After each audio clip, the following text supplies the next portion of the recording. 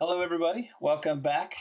This is my second class, specifically for chainmail. For this particular class, I'm going to focus on advanced European 4-in-1 chainmail construction.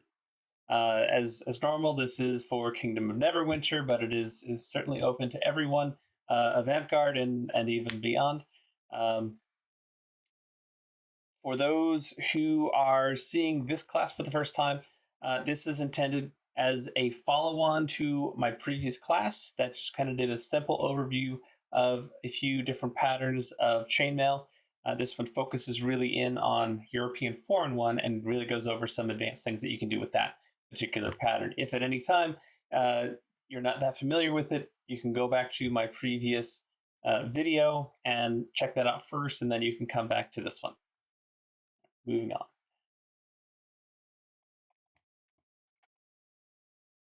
Right, so we're going to go through these fairly quickly. If anyone wants to view the video again and slow it down, you can certainly do that. But for this particular, for the first time through, we're just going to go through pretty quick. And again, that disclaimer: this class does assume that you are familiar with the European 4-in-1 and are able to do that on your own. So we're going to go over some important. We're going to review some terms that are important. We're going to introduce a couple new terms, and then I'm going to go over 3 different new modifications of the European 4-in-1, and then I'm going to go through, ready, set, go, and start constructing these different patterns. All right, so these are all from the previous class. This is the new terms. First is bias. Bias is, in the context of chainmail, where you add in a diagonal slant to a pattern. And I'll show you that as we go along. And then I have European row and European column. For those particular terms, that's just simply to differentiate which direction along the grain of the pattern that we're working on. If you look at the picture, the row, everything is laying in one direction, one ring to the next. For the column, they're all lying in the same direction, but they're all leaning off to one side rather than one towards the other.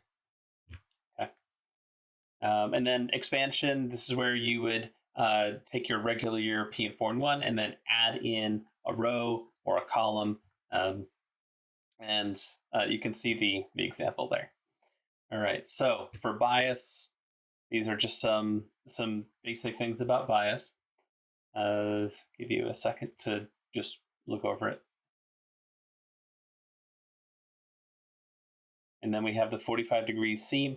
This is actually just simply one step, and we'll go over that, but one step beyond the bias is basically putting 2 bias pieces together. And there's actually a couple of different ways to do it, but we're just going to stick to the 45-degree seam for this time. And then the European 4-in-1 circle. This is what people like to go for more often than not. It's a little bit different. It's effectively the same idea as the diagonal slant of the previous slide, but how you actually do it is a little bit different. Okay, so this is again just the same as the last class. Nothing really different. And again, the same thing. All right, and one more time. All right, so moving to bias. Bias, essentially what you're going to do is you're going to take a regular chunk of European 4-in-1, if you look on picture 1, and then you can prepare. You don't have to do this, but I personally like to because it speeds things up for me a little bit. You're simply going to prepare for a 4x4 chunk of European 4-in-1. You're looking for 6 opened and 6 closed rings. So it's going to be essentially 50-50 of the amount of rings that you're going to add. So for the next step, this is where you start adding in rings. There's actually different ways to do it. You can build it up as shown. You build up the row. You can build up on the column. As long as you end up with this with the slant, it doesn't really matter. This particular example, you're adding up by column. All right. So this is going to be pick a step-by-step show of both column and row build up. So you have 6 of each on either side. And if you notice, the first step for both of them is to simply add that extra column, start that next column row, next column into each. And then on the left side, you're adding another along the column. And on the right, you're adding a row to create the next column. And this is just step by step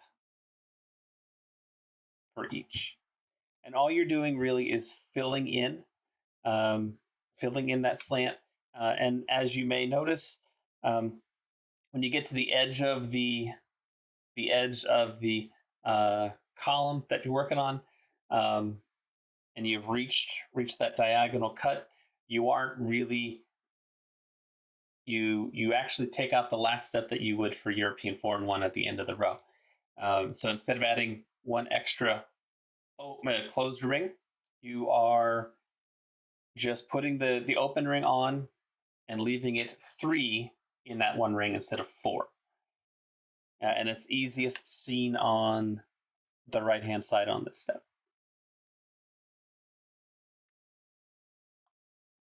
Okay. Any questions on bias?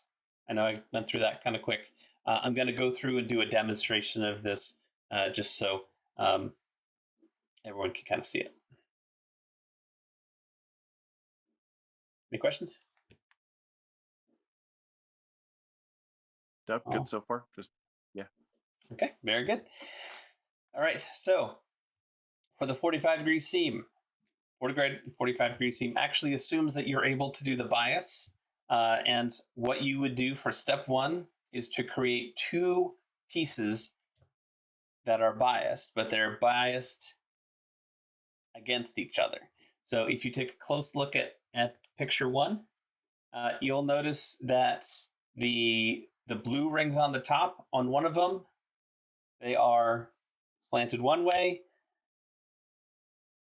On the right-hand side, they're essentially slanted in the same way as long as they were to line up with each other. And the reason why I did the colors this way is that blue on the top is going to essentially line up directly with the blue of the other piece. Okay? So essentially you make those 2 pieces and you would essentially slide them together. And if you look where that red row is, you are going to add in an extra piece as if it was another red. Okay? And you're just going to do that by row all the way down the seam. Unfortunately for this exam, for the pictures I use brown, and brown doesn't really stick out very well against red unless you're looking for it. And I actually have the piece here, and we can take a closer look at it when we get to that point.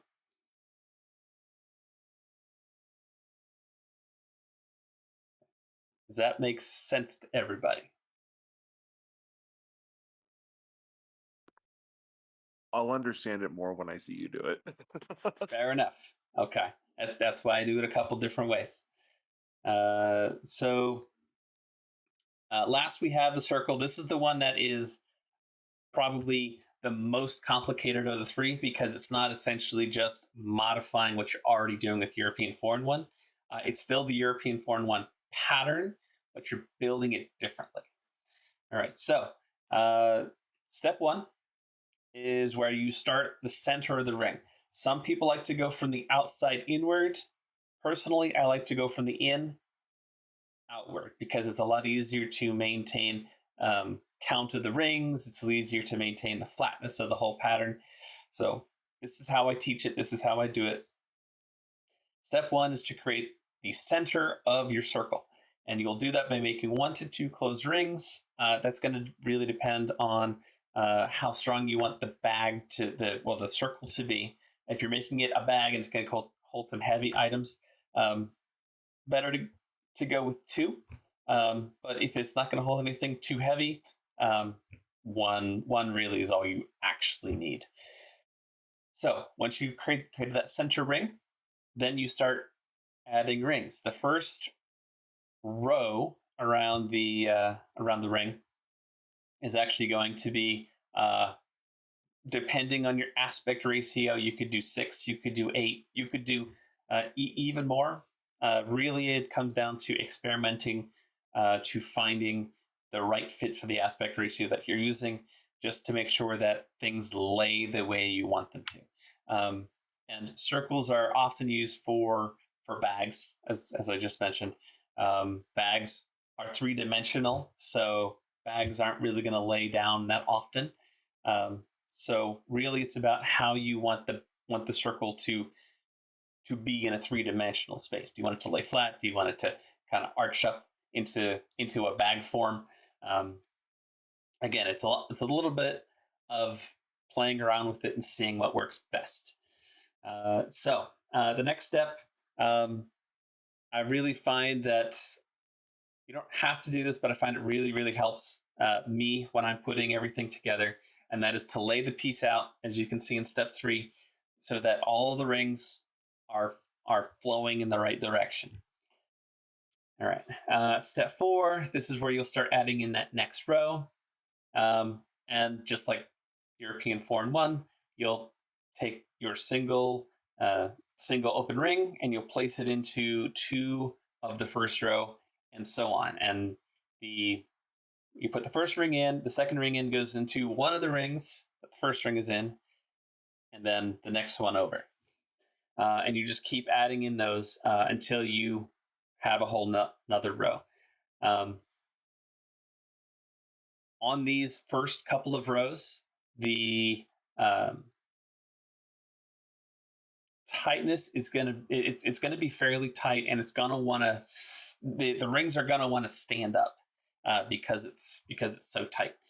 After we get past step 7, which is just to prepare 4 extra open rings, we get to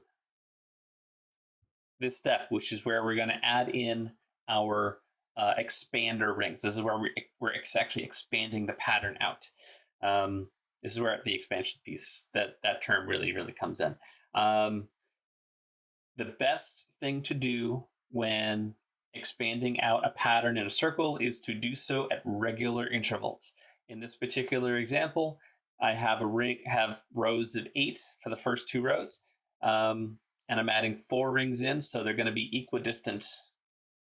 2 are going to be across from each other, the other 2 are going to be perpendicular to the first 2. As you can kind of see that. I use orange to kind of differentiate it. And once you get the expansion that you desire, you will then start making another row. The third row is going to lay in the same direction as the first row, like it would in regular European 4 and 1. And generally, I find the second row needs expansion, and then the fourth row needs expansion, and generally it's every other row that you expand it out a little bit. But you can play with that a little bit and see what works best for what you're making it for. But you will find pretty quick that these rows will get tight when you try to lay it out flat. So again, row 3 in 11, you're just adding in that next row. Step 12, that's when you add in row 4, and in my particular example, you can add 4, again, equidistant.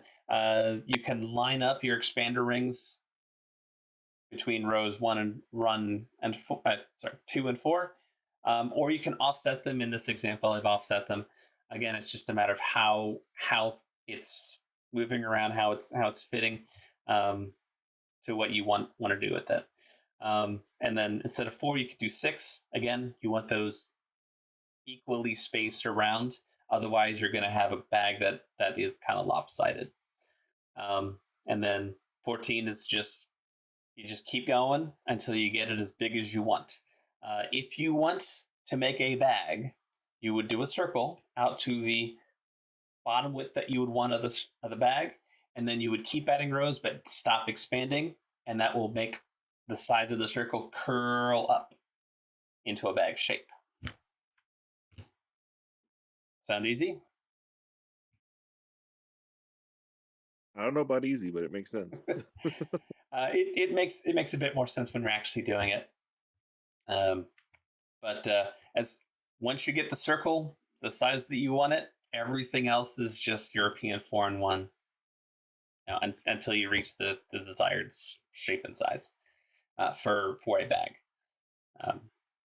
Okay, so again, for this one, I have a step-by-step pictures of this pattern growing. So here we have, we already have the center rings made and the first 2 rows made. And we're adding in those rings. It's a little easier to see kind of blown up like this, how they're equally spaced. So there's the orange ring, 2 purples, orange, 2 purples, orange, and all the way around. All right. And then for row 3, again, it's just green all the way around. It is a little bit easy to lose your place, especially if you're using rings of all the same color. If you ever get lost, just place the ring. You would just place the circle down, lay it out flat, and just check your rows in each direction. Okay, and again, this is the same information. Essentially, well, I did add an extra. Where is it? Yes, I did add in an extra URL specifically for European 4-in-1. So if you go to that, the under mailartisans.org, there'll actually be a page of several different designs that are. It's a similar step-by-step process that I have here, but that's another place you can go to see beyond just the 3 that I'm showing you today. All right, and then all the same stuff. Are there any questions before we get to demonstration? All right. Let me just switch us over. You can see here we have 3 different items. These 2 are from the slideshow. This one is actually from last week, from the last class. This is a little bit easier to see. This one is in. Actually, you know what? Quick quiz. This blue is it a row or a column? That'd be a row because they're all sort of leaning in the same direction, right? Is he right? All back Soren. You are correct. The on this particular one, the colors are in rows. On this one, the colors are in columns. But you can kind of see how the pattern is exactly the same, but for the actual color scheme kind of looks different. And you can use these examples to kind of gauge how you might want to build a piece with different kinds of colors. And as an extra bonus, here is the expansion piece from the picture, just to kind of get a better look at it. Again, these are in columns, and this is an expansion of a column. All you're doing, it's the same. See how the blues are all the same, the reds are all the same, these greens are all the same. All you're doing is you're picking a spot. This red one right here has 5 rings instead of 4. So that's how you start the expansion of the columns, like adding in an extra column. Row can be a little bit more difficult. It's because you are, if you notice these for European foreign one, this expands and contracts fairly easily in this direction. It doesn't really expand and contract very well in this direction. It just kind of sits where it is. So we are transitioning over to, we're jumping right into it. Here we have a chunk of 4-in-1, and I have my 6 open and 6 closed rings already set out. So I would start with this particular pattern. Notice how I have the blue and green columns. So we're going to start out by taking our pattern here. We're going to take one of our orange, placing it in, and taking 2 rings for the next column, placing them on, and we are closing this up. Okay. Here's where you can kind of go either way with it. Personally, I like to add, like, finish the whole column across. Some people may like to, add it so all the rows are put together and then do the columns. But we're going to go with what I prefer. So here we're just going to add to this column as though it's normal 4-in-1. So we take our open ring, we put it into our three rings that are already part of the pattern, and then we add our extra ring to continue the blue row, and we'll close that.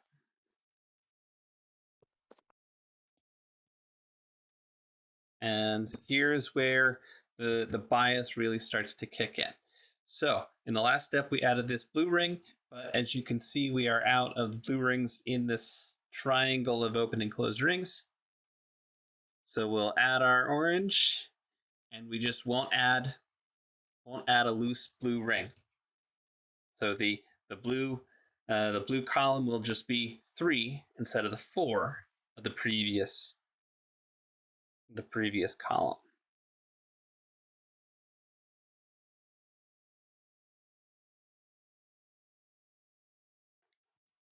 All right.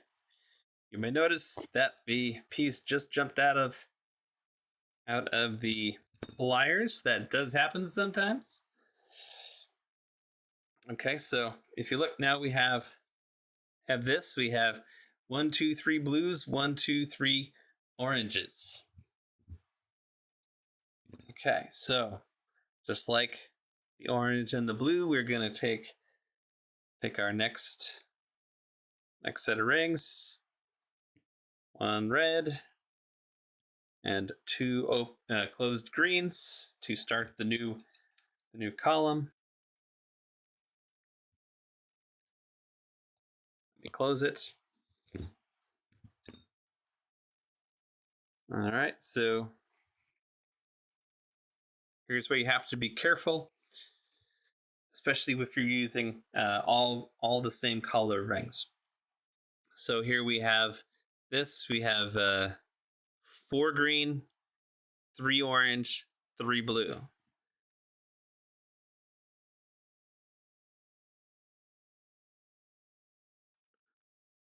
So we're taking 1 off for every 2 columns, and the 2 columns are going in different directions. Okay, so you can start to see that cut on the side.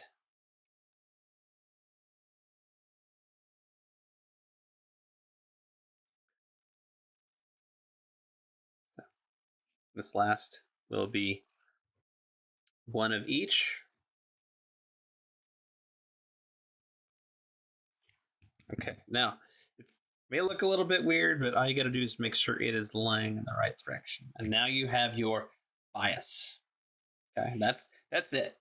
It's essentially just making European foreign one, but every time you make a whole full extra column, you're just leaving one off on the end. All right, so now we're going to take this and our pre-made other bias over here. Okay. If you set them right next to each other and make sure all of the rings are laying in the same direction,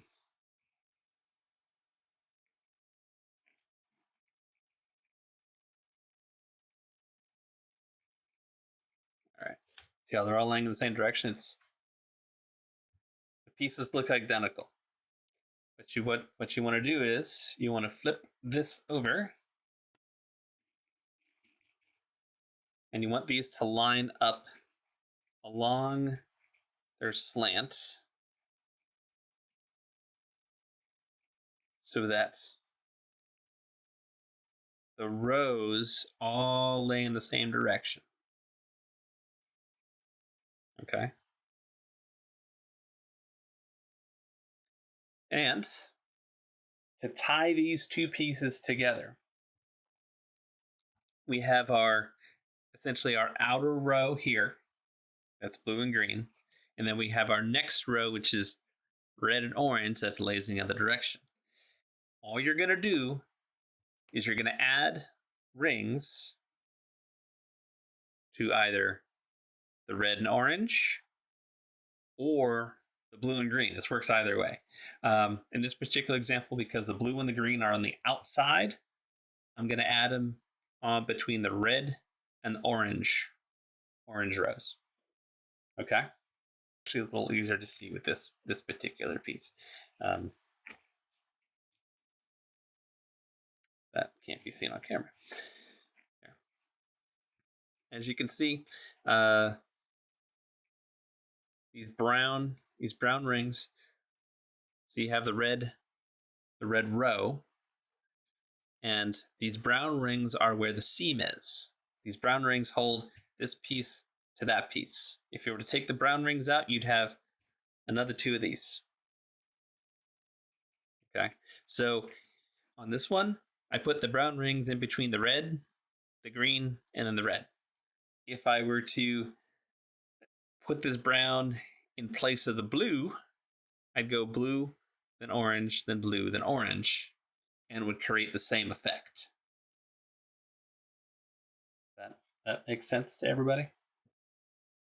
Yeah, there's really no like either way, like everything's gonna be fine. Yeah, it all depends on the piece that you're making and how it's coming together.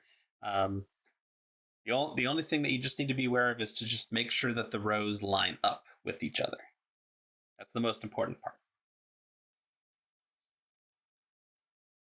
Okay. So,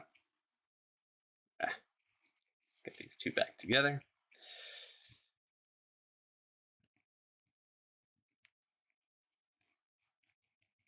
Get them all nice, laid out, nice and even. Okay, so what we're going to do is, because this purple is going where an orange one would go if we were just to continue these rows. See how this orange is in this green and this blue? We're going to add this purple one to the same green and blue. And then we're going to add the ring also to the two outer ones that orange is. So this green and this blue.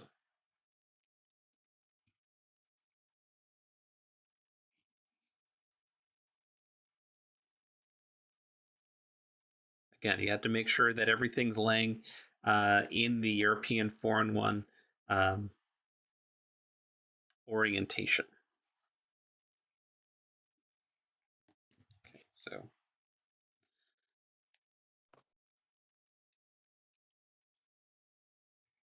get it placed in, close it up.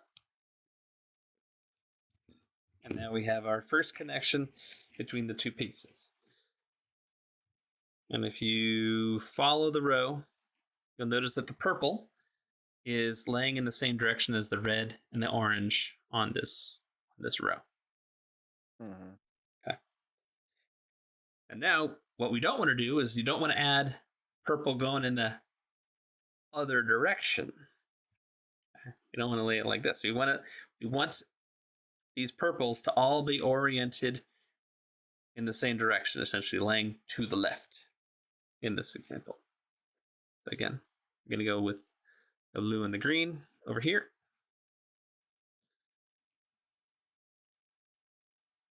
Then the blue and the green over here. This can be a little bit tricky because everything's kind of going all over the place. This is why I highly recommend get European 4-in-1 figured out first. Also, if you're working with not aluminum, get some good thin needle nose pliers just to be able to get into the pattern the way you want. So again, this purple is laying in the same way as that. This purple is laying in the same row as the next row down, and then we have our purple, our last purple to finish off the piece.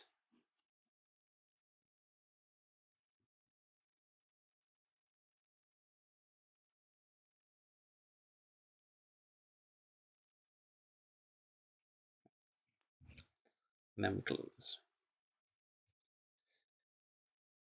I'm sure the person who missed the last one kind of a bit lost.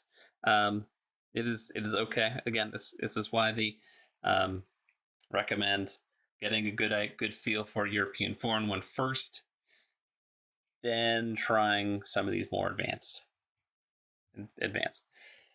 techniques. We will go ahead and move on to the circle. So for this demonstration, we go with the first step, which is always make that center ring. In the example on the in the slideshow, I did purple and green. What colors would you all like? Purple, of course. What are we going to pair with purple?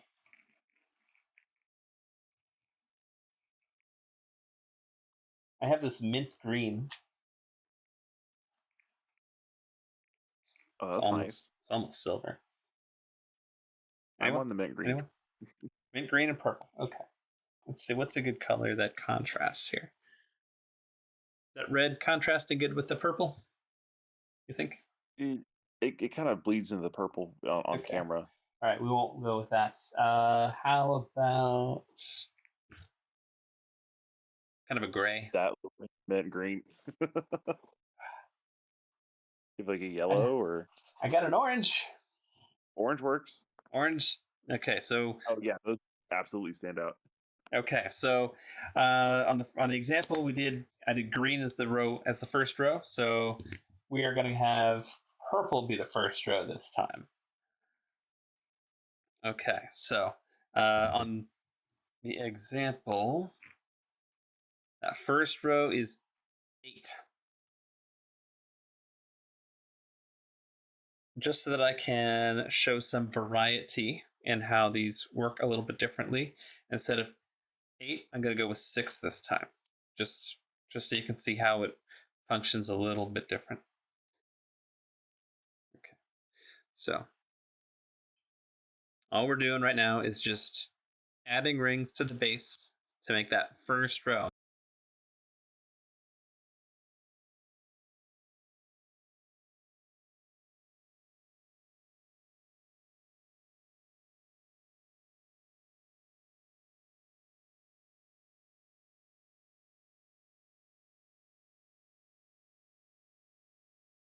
Okay, so here we have just kind of so the first thing I like to do is make sure all the rings are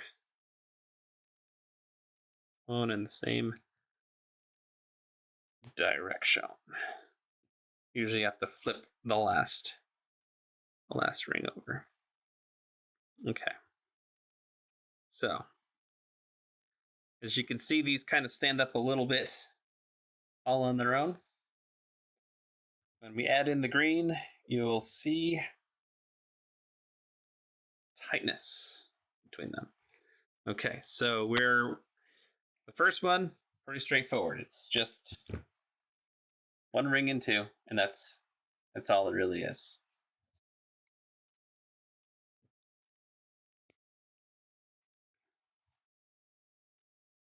All right. So this is where you start having to be careful.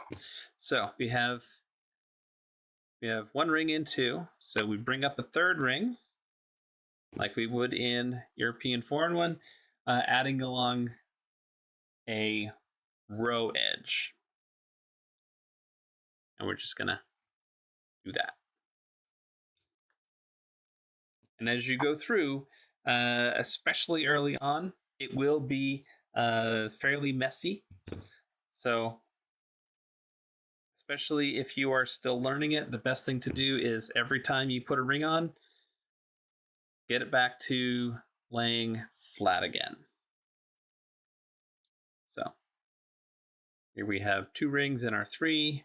We bring up the next ring and we add another.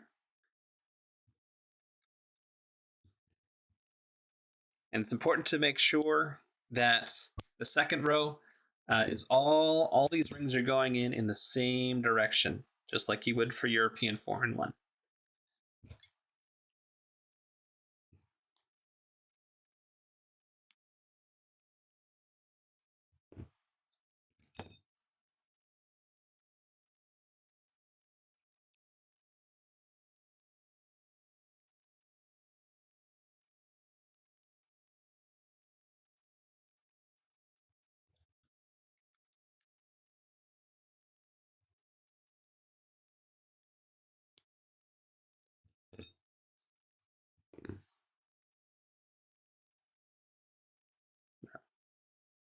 This is where you can mess yourself up a bit. That last ring, one of these is going to want to flop over on you. So you just have to make sure that these rows are laying in the right direction. Mm-hmm. Otherwise, it's going to fight you the whole way. Okay.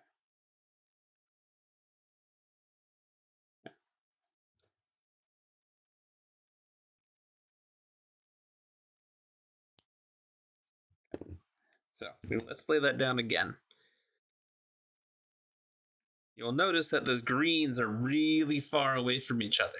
If I had to try to put another purple one in between these two, it's going to really pull that super tight.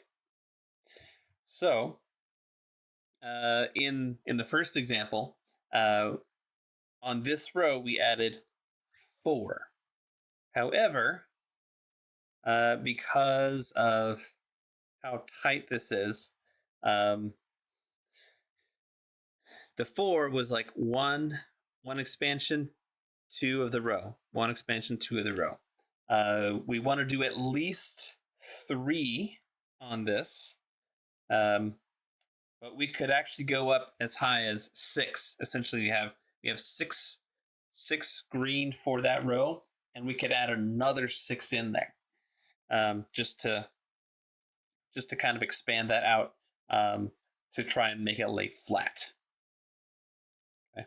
So, what would you all what? This is where we get to really have fun. Would you prefer 3 or 6? What do you all think would work better? So I am just curious, like, Mhm. just as an example, Mhm. like what would be what would be 2 projects that you would think of, one for a 3, one for a 6? So with this, if we were to add 6 to this, that would keep it flat. If you were doing a bag, that would keep a flat bottom on the bag. Okay. So a use case for that would be like maybe the top of a coif, like the head armor piece. Coifs, almost all coifs that I've seen, have a round starter on the top of the head. Right. So if you want it to lay flat, best thing to do is to add more expansion rather than less. Right. That's kind of what it really boils down to. But if you What wanted about to, the other side? if you wanted to say make a smaller bag, where it's not going to hold a lot of stuff, where it's not going to have a lot of volume, you may want a little bit. You may not want to have as much expansion, so that that curling up of the sides happens sooner rather than later. It's like a dice mail chain bag, or like a chainmail dice bag or something. Yes, especially if you weren't carrying around a lot of dice. Right. Okay. I mean, I'm down for the lower number of rings, just to see Okay. like how it tightens up so quickly. Okay. Well then, just as all we're really going to do is we're going to take one of our expansion rings. We're just going to place it into a single one of that first row. Okay, instead of doing two like we would for European foreign one, we're just adding it to one ring. Okay. We just have to make sure that we are spacing these out.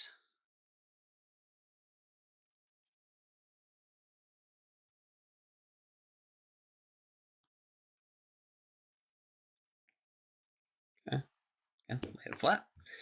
And 1, 2, 3.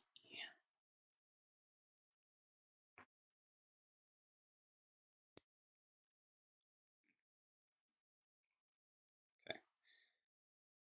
Makes a nice looking little triangle. So as you're adding rings, you are essentially making each row a little bit bigger. So on that first row, we had 6. On the second row, we had 6 again, but we added 3 expander rings, so now we have 9. If you are working from the outside in, you have to know exactly how much expansion rings you're going to be adding for every single row to get down to the exact number that you want for connecting everything into that center ring. And that's why I prefer to move from the inside out instead of the outside in. Okay, so we're going to continue on and add in our whole next row. We're gonna, once everything is connected, then we're gonna take a look at it and see how it's laying. And see if we want to add expansion or if we just want to go to the next row. So in this particular example, because I'm using different colors for each row, I'm able to quickly figure out what's going to be the rings that I'm putting these into. But if they're all gray, these are going to look the same. And sometimes they can move around enough that you can't differentiate what's the current row that you're adding to and what's the row that's one row up or down from that. So it's always important to just go slow, be methodical, get it right the first time. Otherwise, taking a circle apart to fix an error is a nightmare. Okay. Yeah. So if it takes a little bit longer, it's time well spent. It may not feel like it at the time, but it's going to help you in the long run.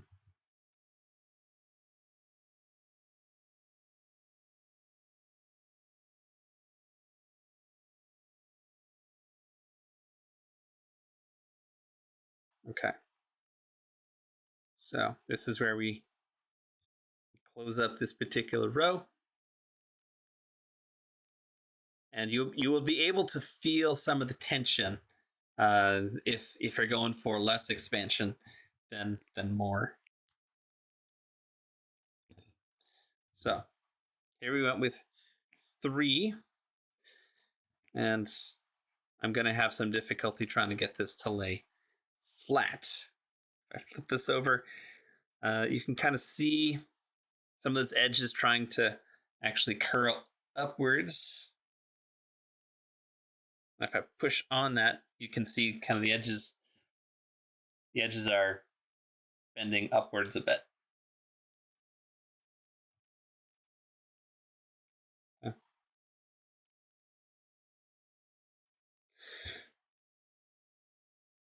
So every time we add a row and don't expand, you're going to have this essentially try to turn itself into a tube every time you add a row. Right. So, would you like to make any expansion here, or add another row and see what it looks like? Yeah, I want to do another row, see what it looks like. Okay. Personally. Yeah. Hey, this is about learning.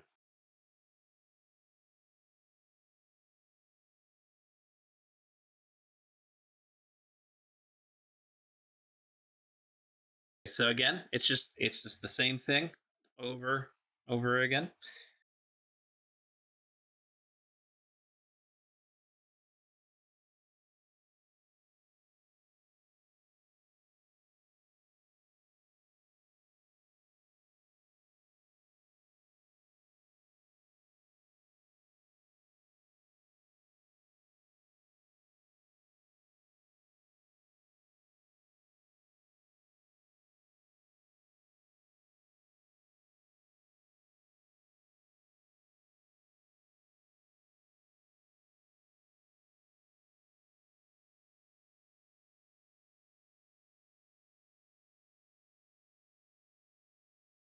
All right. So here's where you'll really start to see this pattern tightening down. Now it'll only tighten down so far because you still have this row is still has some length to it.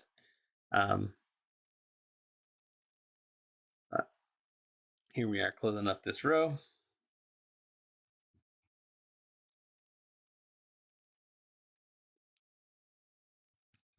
Okay. Now this thing will 100% not lay flat. Okay, so we put our centerpiece down, and as you can see, it does not move outward. Okay.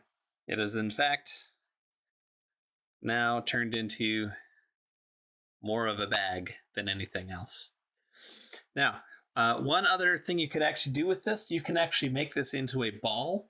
If you were to make a second one just like this, and you would essentially line up, say, the green rows together, and you tie them together with purple, you can make two halves of a ball. You put things in it just to hold things that could potentially be used for. You can use it to make, say, juggling balls. You can make a hacky sack this way. You can put something shiny in it and have it be something for a quest. It just kind of depends on how much of an imagination you'd like to use. You could even turn it into a bit of a flower. It wouldn't make great spell balls, though. I would not recommend spell balls for this, yeah. No matter how light of a metal that you use, you're still using metal. Right, right. I actually make stress balls, so I'll make one slightly bigger than this. Put it together with another piece of the same size, and put plastic beads or glass beads, or really anything that kind of slides against each other, and I won't fill it all the way. And you can just use it to manipulate with your hand, and you got a stress ball.